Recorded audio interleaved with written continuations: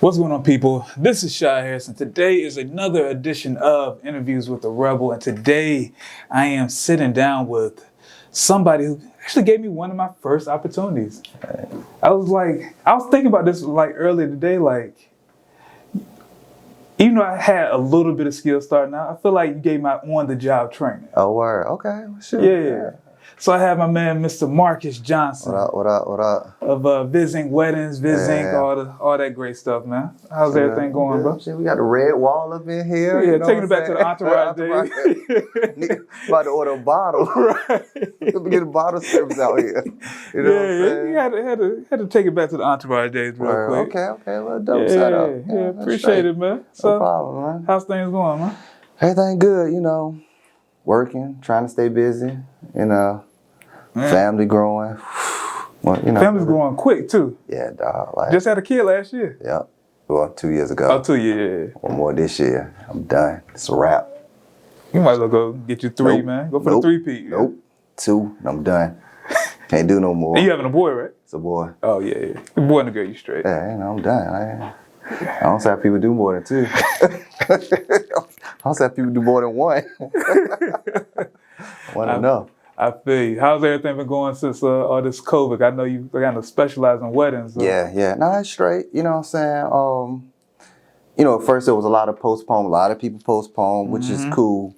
But what picked up from that is a lot of live streaming. So, okay. we were doing a lot of live streaming. I had all the equipment. So the crazy thing is most of the live streaming stuff was sold out on back order from stores. So nobody came really a lot of people just get into they it. didn't have it. Yeah. So I had already had and was prepared for it. So the live streaming just picked up from there. Okay.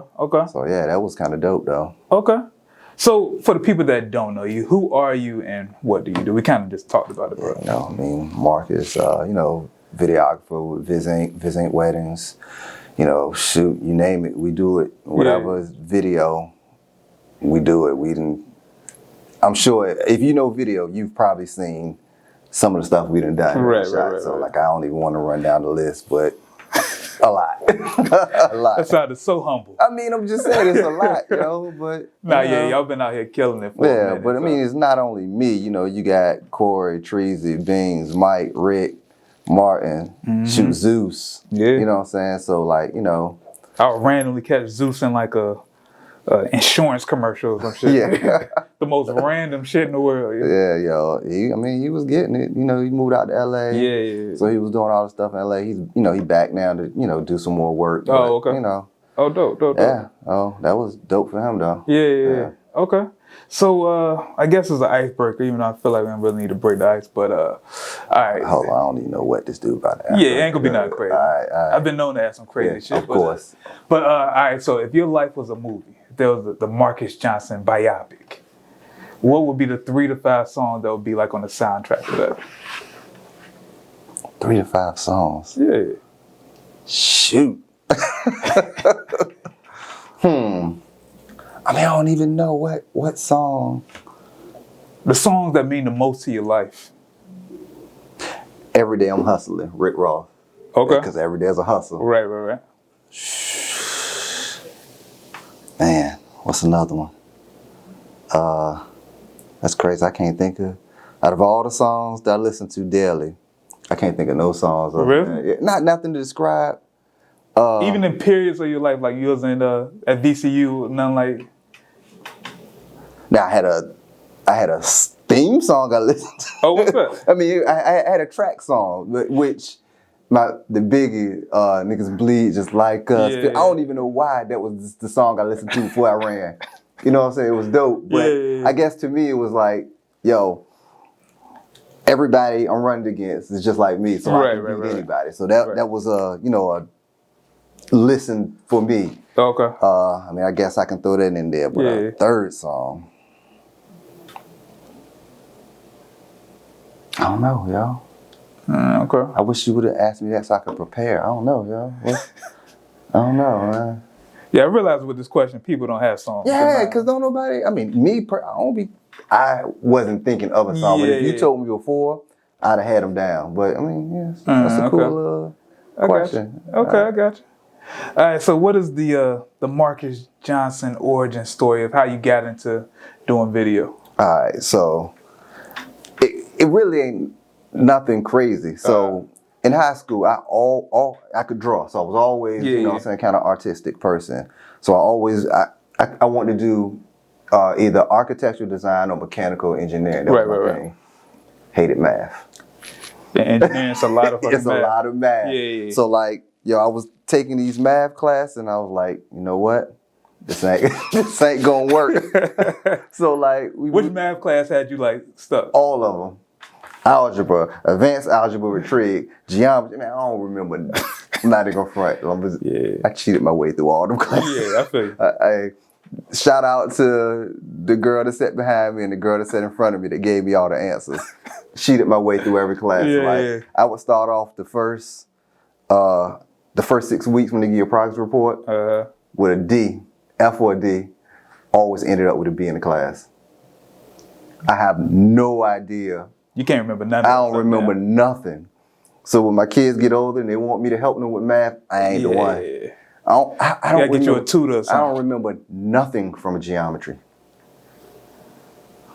Okay. I just know a postulate or a theorem, but I have no idea what it means, what they're associated with. That's it. That's it. I don't know that. So from there, we went to the New York and we got a TV studio. So me and my homie Willie or whatever was taking the class, and we just picked it up real quick, editing and shooting stuff. So from there, I was like, you know what? Like, this would be something. And I thought that then this would be something that I can run my own business in. Okay. So like from there, all right. So matter of fact, not to cut you off, but did you feel like video was gonna pop off the way it did? Cause no, it's like not at all. Like, it's wild now how video is compared to back then. First of all, at that point in time, to own a camera, you had to spend about $3,000. And won't nobody spending $3,000 for a camera. Right. You know what I'm saying? Lights. A light kit will run you about 5 stacks. Right now, you get a decent light kit for like $300. True. A microphone will run you, Sony regular lavalier microphone, not wireless, would cost you $300, $300 to $400. So it's like getting into it then was like very expensive. Yeah, very expensive. So if you could get get your hands on some of the equipment, you know what I'm saying, you were able to, do a little bit. But a computer, the software, everything was expensive. So it was kind of hard. But now it's wild. The prices are like way cheaper. Super cheap to get it. Yeah. And then the social media and everything. Social media almost demands that you have a video. True. So true. Like it just opened the whole door for anybody that does video now. So you say you was at Norcom and trying to So I just figured that it would be something that I could start a business, run a business. You know what I'm saying? It's because that's something that once you have if you're able to acquire equipment, once you have the equipment, you should be good. Yeah, you can do it all on your own. Like you don't need anybody else. Right. So, but I got into that. So like, at school, Richmond, I was doing a lot of shooting a lot of TV stuff, some commercials for a couple of people, using all the school's equipment. And, I came back home and I worked at a news station at Channel 10, which was cool, but I hate news. I hear everybody say like, news is whack. Yeah, I heard it's like real boring and it's the same thing every day. Who got shot? Who got killed? Where's the house fire? Everything negative. Yeah. So like, you start to become desensitized to like killings, stabbings, and it's like, if every day you go to work and it's like 5 people got killed, only 5 today? You know what I'm saying? Like, it's time to go. Right. So I had to get up out of there. Like, how long you was there for? I was there for about 5 years. So the wild thing, I didn't get out voluntarily. That's when the recession happened. So everybody was getting laid out. Best thing happened to me. Really? What? Got the severance check. You know what I'm saying? And the severance check was like 6 months of pay. So So you would pretty much get money just to sit at home. Yeah. And I filed for that unemployment, so I had the staycation money. Yeah. And I was just flying out to Miami every weekend. I had a home in Miami, flying out every weekend. Well, I would say every weekend, at least twice a month. Right. And it was paying me to do work. Like, that's a good little before trip. anybody, I'm telling you, it's crazy. I'm not gonna say I'm the originator of it, but nobody. I'm just saying, nobody from here was going down to Miami shooting stuff. I was in Miami shooting club footage and all the stuff at least twice a month. They would fly me down, put me in a hotel, and I would shoot with a couple people down there. And like, Miami money is different because they pay you $1,500, $2,000. Yeah. You know what I'm saying, for small videos. Right. So yeah, I was getting paid that once, twice a month. Yeah. So I mean, that was dope, and that allowed me to come back and start. I got my office, got more equipment, and do more stuff here. Right. So I mean, that's kind of, in a nutshell, the start of how everything got going. Okay. So all right, so you was in Miami, shooting, clubs and stuff like that. So when you got back here, I don't think so you was working by yourself during this time, right? Or well, here, no, it was myself, Mike, and Willie.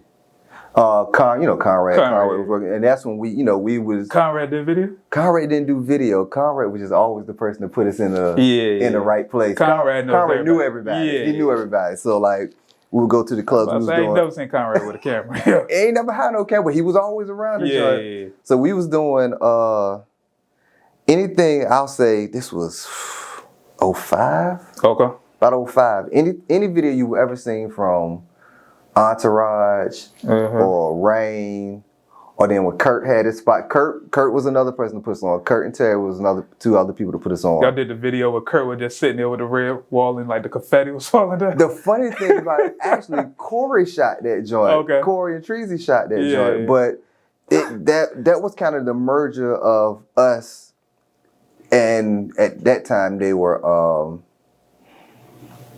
Elusive Media. Yeah. So that was kind of the time where it was kind of us. We merged from us and Elusive Media, and we became visual inclined. But yeah, like, it was the only two groups. It was either us shooting stuff or Corey and Treasy shooting stuff. Okay. And like, we were doing all club footage, and they was killing the music videos, right, and kind of the promos and stuff. So yeah, and we all knew each other. I knew Corey from Wavy. Right. So, it was just natural that we just formed the company together. Okay.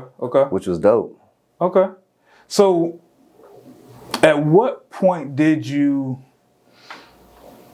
kind of, not say separate yourself, but you started to kind of lean more into like the wedding side of things? So, all right. So, this is funny. So, like, I was working with a couple of people doing like, with a couple wedding coordinators. This one way I did maybe first couple weddings, and we was charging $500, $800, something like that, something small. Right. So I told this one wedding coordinator, I was like, I got this idea I've seen, and people weren't doing it. I was like, we want to do the like the cinematic type wedding videos. People weren't doing it? No, not around here. It was just people with a regular camera, and footage was trash. Okay. So I was like, we can get creative with it. Like, I think we can charge $1,000 per wedding. She laughed at me, and she was like, nobody ever pay that. Not for that. I was like, oh, word? I'll never forget, she laughed and she said, nobody will ever pay $1,000 for those videos. So, yeah, that's kind of the going, that's less than the going rate. Yeah, so people call me competitive. I just took it as, okay, let's see. Well, I bet. So we started doing it. We did a couple of them, and it was kind of like a hit. Like, because there wasn't a lot of people doing it. And there were no black people around here doing it. Like, you would see some weddings, it was no black weddings doing it at all. Around what year was it? This search 2005, 2000, maybe 2000. I'll say anywhere between 2005 and 2008. Oh, okay. Bet you won't find any of them at all. If you do, you maybe one or two. I couldn't find any. I was seeing people. I was looking at videos on YouTube of people from India doing it. And the India weddings used to be dope. So I was looking at those. So that's kind of where I got the inspiration. I was like, well, let's throw our music behind it. Let's, you know what I'm saying, like, let's do it like a party, like an event. Right. So we started doing them like that, and it just like, it kind of took off. I mean, I started seeing more people do it after that, but yeah, like, but it kind of took off from there. So I'll say right around 2009, 2010 is kind of where we, you know, this is the point where we was laid off. So we kind of just jumped in. First year was cool, probably like 15, 20 weddings. Yeah. Next year we were 40 plus every year after that. So, and then that price just kept going up and getting to a good spot. So like that $2,000 that she said we could never do. You're doing that easy. Easy. So yeah, I mean, we kind of, and you know, it's a lot of people don't like doing weddings, but it was something that was fun to us. I hear people say they don't like doing weddings, and I get that it's like, it can be very stressful if you don't know what you're doing. But I never really got that. Like, to me, it's pretty fun. Yo, I don't want to do them every week like how you be doing, but like the couple the 15 to 20 joints I do a year, like, oh, this is straight. Man, I don't know, they fun to me. Like, cause a lot of times it's people I know. Right. So, you know what I'm saying? So like, I'm there shooting, but I'm kind of behind the camera and I'm having fun with everybody there. You know, like, you know, it's just cool to me. Like, you know what I'm saying? Like, once you do it, they love it. People act like you're a part of the family after that. So, you know, you meet new people. Like, it's cool to me. So, like. Yeah. I can't say I ever had like a bad time shooting a wedding. Like, even by myself or with y'all or anything like that, it's like, it's always been a cool time. Man, we done had some bad times shooting weddings. But, I mean, for the most part, they cool. They all right. But, nah, we didn't have some... we didn't have some ones. It's like, yo. Oh, yeah. But, nah, I mean... But if we're doing 35 to 40, you're going to have one or two that ain't it. Yeah, I got you. Or you're going to look at one or two couples and be like, they ain't making it. They not going to make it. But I feel like I did one of those with you. I was looking at the people like, this is going to be about 6 months. Yeah, 6 months tops, yo. But it's straight, though. You know what I'm saying? For the most part, I mean. Yeah, it's always a pretty solid time. When you're doing the same thing every week, then it comes repetitive. It comes repetitive. So you kind of know what to look for, know what to do. And you ain't really got to think about stuff. It's just like, all right, well, we need to shoot this. They about to do the sorority about to do the whole singing thing. Like. But I kind of get it with people that don't do it a lot. And it's like, I don't like it. Because they don't understand what's going on. So they got to kind of like, they'll miss stuff because they're not ready for it. Right. But, you know what I'm saying? We kind of good. I know what questions to ask before. Yeah. And, you know, like basically what's going to happen next. Right. Okay. So when you first started out, like, I know you said the first year was kind of chill and then the year after that kind of blew up. So what do you feel like were the things that y'all was doing to kind of, in that first year to be like, all right, well, you know, next year we're trying to go bigger. So like, what was the things that kind of caused that momentum to kind of spike up? One,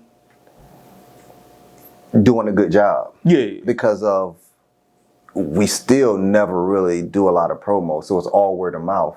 So you do one person's wedding is good.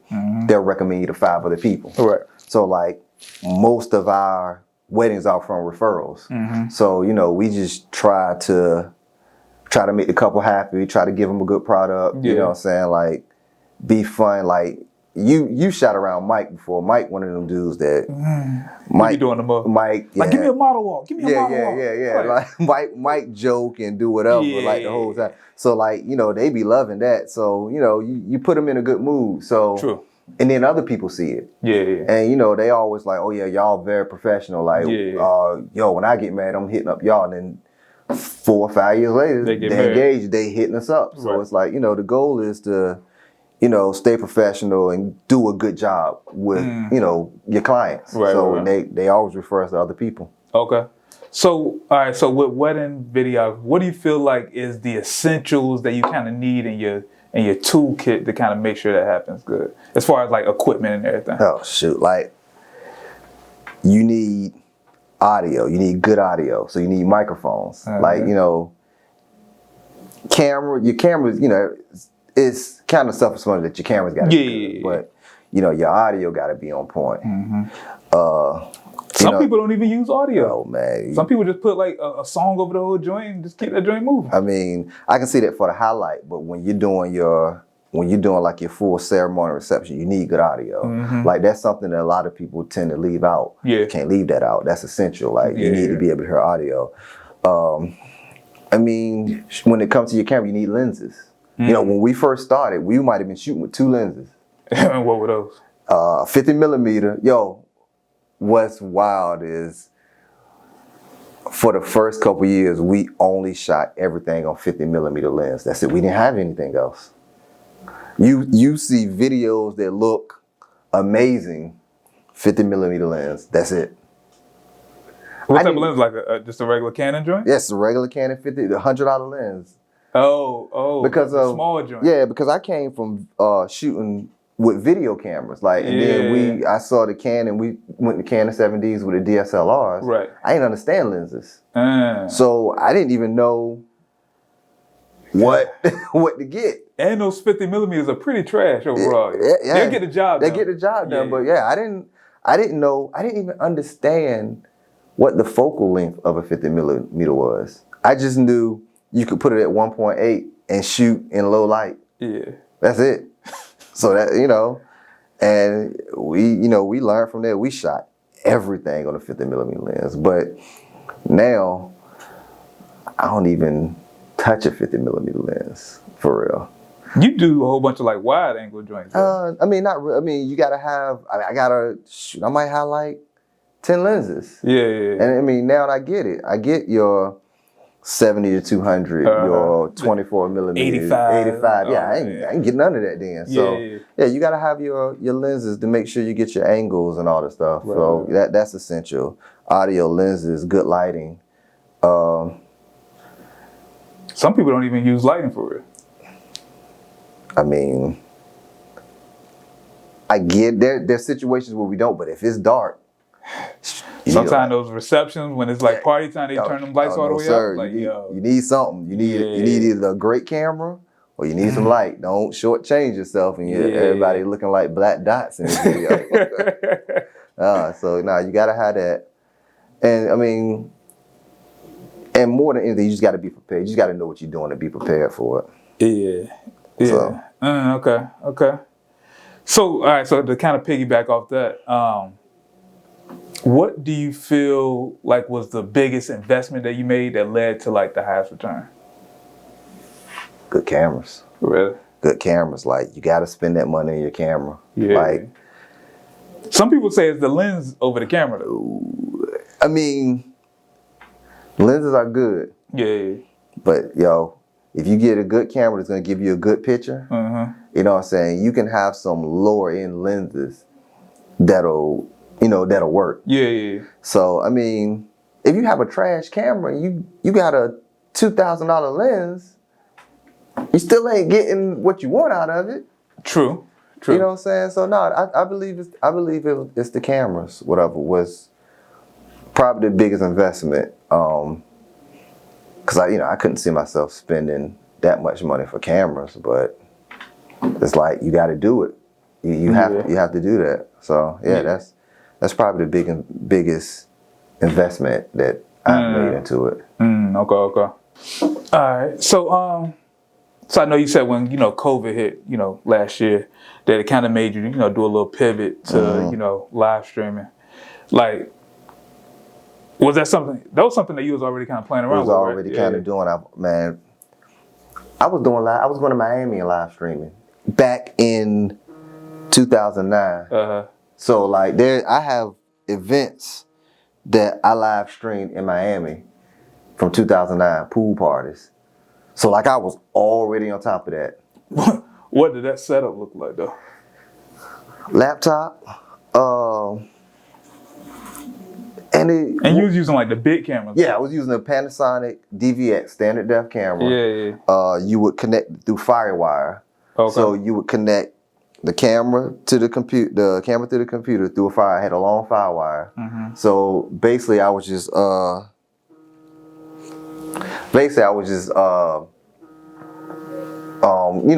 putting one on the tripod, and then I was able to, if I had one with 2 FireWires, I could connect one and kind of be mobile with it. Okay. So yeah, like it was dope. Nobody was doing it. So like we was doing pool parties in Miami, putting them up on like it was this Fast Life Fast Money was the name of the website or whatever. Some young dudes, I don't even think they was like 19, 20. I don't know where they got money from, but they had a little bit of money. And they put up they was doing the pictures. So they was they was doing the pictures, the photography, so they was getting paid from the club. So they was doing that, and then we would put the video on their site, and they would be getting 2,000, 3,000 views from pool parties. Half the time it was just a camera on a tripod. And that's it.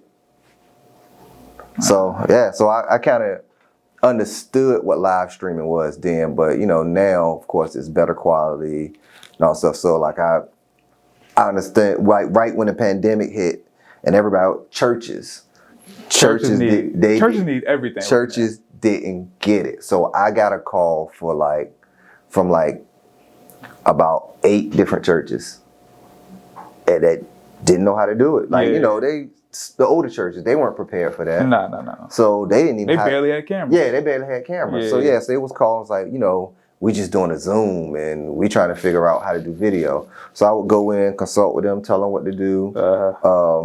I was probably doing about 4 churches a week. Oh, really? Yeah. But you were just consulting. You wasn't actually shooting and stuff. Oh, no. I was shooting 4 churches a week. I would shoot and edit 4 churches a week, load their stuff up, and stream their stuff out on Sunday mornings.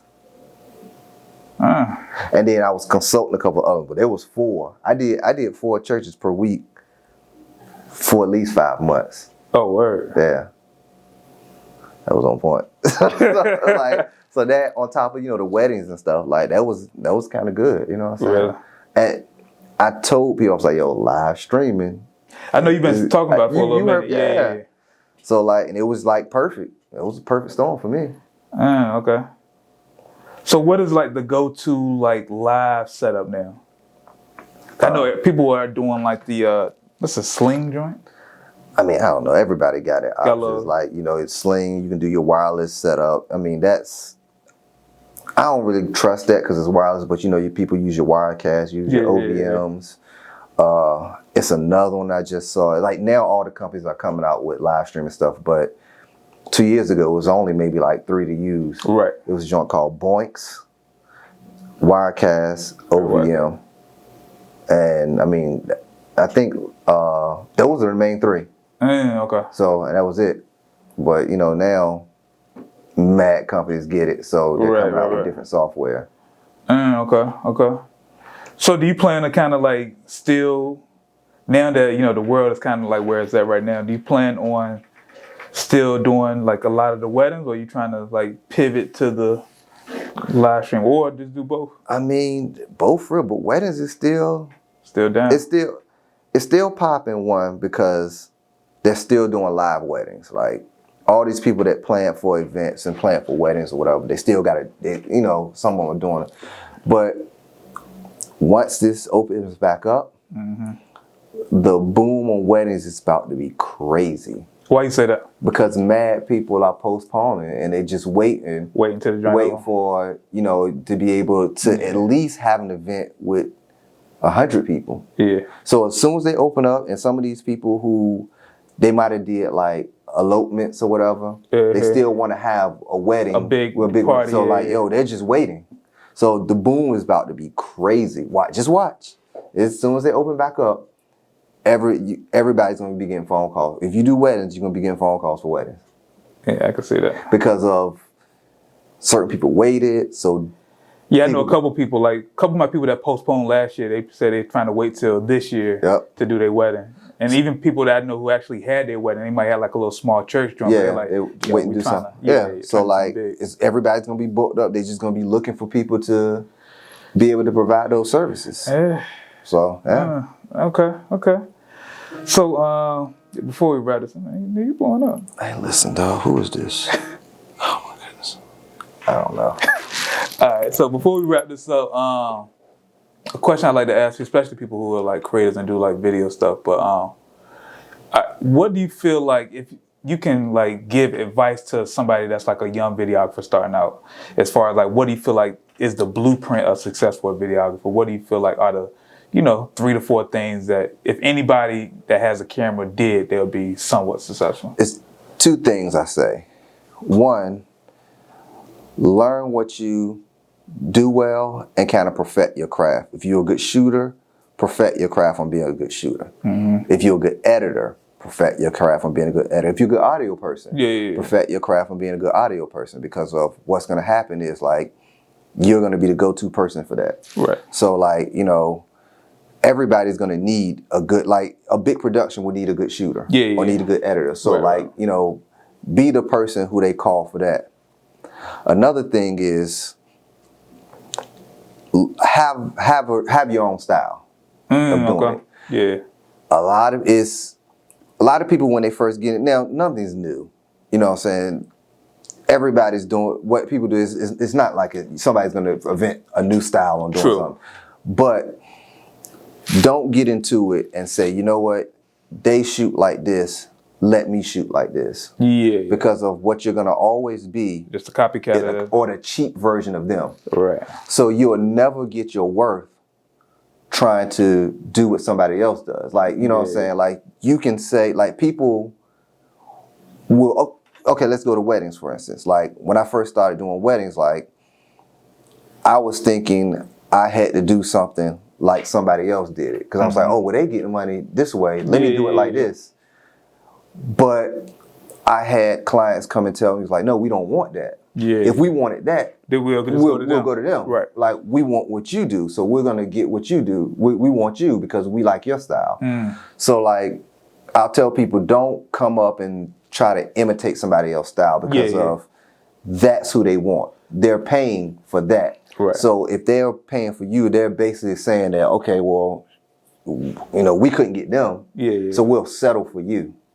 Rather than people say, well, we like what you do. True. We're going to pay. You're the person that does that. So, like, we're going to go to that because that's what we want. So, like, create your style. Learn your own style. Don't bite somebody else's stuff because, like I said, you'll be the cheap imitation of that. And you can never get what you're worth being the cheap imitation of what somebody else does. That make a lot of sense. I'm actually going through that now as far as like, I feel like for a while I can't say shooting like other people, but I was highly influenced by different people. Yeah. So now it's like, all right, what exactly is my style? People were like, yo, I like your style. Like, I don't even know what my style is. Yeah. I mean, it's kind of hard. I'm not going to front. It is kind of harder because you see so many people doing it. And if they're doing well in it, you're like, okay.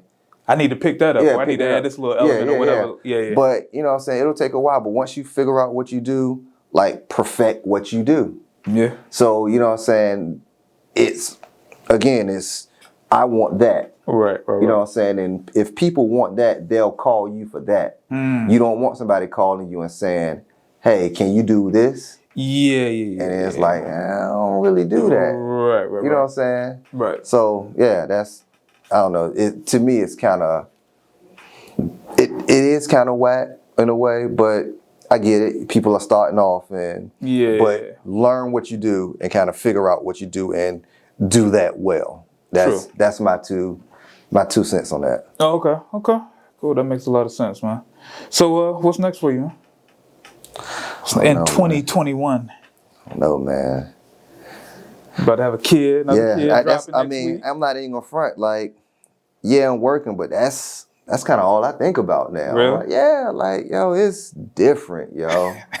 It's different. Compared to like 2 years ago when it was like just all like work and hustle. Yeah. I be seeing you on the ground. You're a different dude. Yo, it's different. I don't go out no more. It's nothing to do. I don't go out no more. I don't try to go out. It's like, yo, I'm in the house. Yeah. With my daughter or whatever. And it's like, if I'm out of it, so she gets home from daycare, like 6 o'clock, 6, 7 o'clock. Right. If I'm not around then, like, yo, it's like I'm always thinking that, yo, I need to get home because oh, my wife will call me and put her on the phone and it's like, all right, I'm about to be home. You know what I'm saying? Because I don't, I don't want to. You the parent that's not around, so like, you don't want to be the parent they think about. Oh, he won't never around. You know what I'm saying? Like, I don't want to be that dude. So, currently I'm the dude that puts her to bed at night and wakes her up every morning. You know what I'm saying? So, yeah, I try to stay around and do stuff. I mean, it's fun. So, she's funny. Like, it's amazing the stuff they learn and pick up and they say and they do every day. Right. Like, when people say they're a sponge, like, that's... Pick up everything. Oh, man, they do everything that you do. And, you got to watch what you do. Like, I'm that dude. That's 2021. That's who you are now. That's who I am now. I'm the dad that does video. Okay. That's a different person, yo. That's a different person. Hey, but it happened. I be seeing you on the gram and I'm like, yo, who is this nigga now? It happened to the best of us, yo. I feel you. I ain't mad at it. That's it, yo. That's what I do. Like, when I go buy stuff, I look for stuff for her before I look for stuff for myself. Yeah. I buy her shoes. Like, I'm in the mall. Like, let me pick this up. Yeah, let me pick up 2 pairs of shoes for her. Like, I don't even look for myself. Hey. That's crazy. I never sell myself in the girls section, little girl section. Look at that dress. Yeah, like, okay. Yeah, my baby could kill this. Yo, hey, it happens. Yeah. All the parents that's out there, they understand it. So that's all I see for 2021. Okay. All right, where can people find you at, man? Check me out. You can find me Instagram at MarkJ20. That's my personal. Visink Weddings or Visink. Visink. That's where a lot of the company stuff is. So you can visinkweddings.com. So those are the main 3 handles that you can find me on, or as well as anybody else from my team. Okay. Cool. Well, I definitely appreciate you stopping by, man. It's good to have this conversation. I feel like I ain't seen you in a good little minute. So. Don't nobody see me no more. I don't do nothing. I just want to be on the red wall, you know what I'm saying? All right, well, if y'all appreciate this conversation, please consider, subscribing to the channel. Make sure you follow Marcus and everything he got going on. His live streaming, his weddings, like his daddy daycare chronicles, all that type of stuff. That's what it is. All right, y'all. Well, appreciate it again. So y'all stay safe, stay running free, but keep creating, keep shooting, and you guys have a good one. All right. Peace.